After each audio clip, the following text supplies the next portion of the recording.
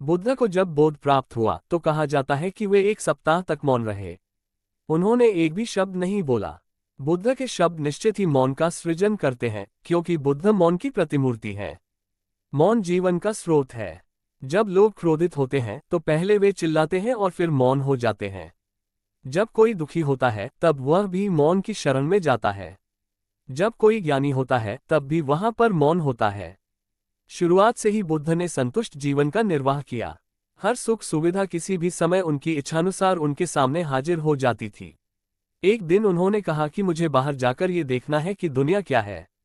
जब उन्होंने एक बीमार, एक वृद्ध और एक मृत व्यक्ति को देखा तो उन्होंने जीवन के बारे में विचार करना शुरू किया।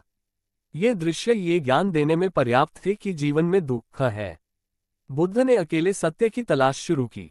इसके लिए उन्होंने अपना महल, नी और बेटे को छोड़ दिया। उन्होंने वह सब कुछ किया जो लोगों ने उन्हें बताया। इसके बाद ही वे 4 सत्य जान पाए। पहला सत्य है कि दुनिया में दुख है। जीवन में सिर्फ 2 संभावनाएं हैं। पहली यह कि अपने आसपास के संसार में औरों के दुख के अनुभव को देखकर समझ जाना।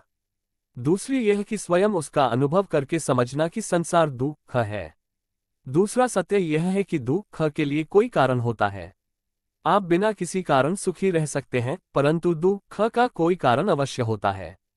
तीसरा सबसे महत्वपूर्ण सत्य यह है कि दुख का निवारण संभव है।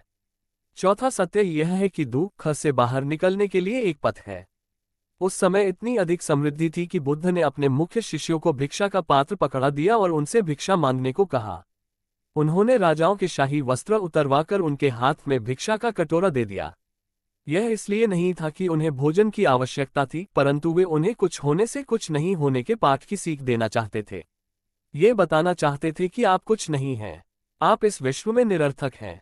जब उस समय के राजाओं और ज्ञानियों को भिक्षा मांगने को कहा गया तो वे करुणा की मूर्ति बन गए।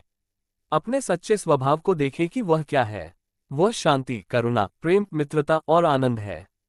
मौन में इन सब का उदय होता है। दुख, पछतावे और कष्ट को मौन निगल लेता है और आनंद, करुणा और प्रेम को जन्म देता है।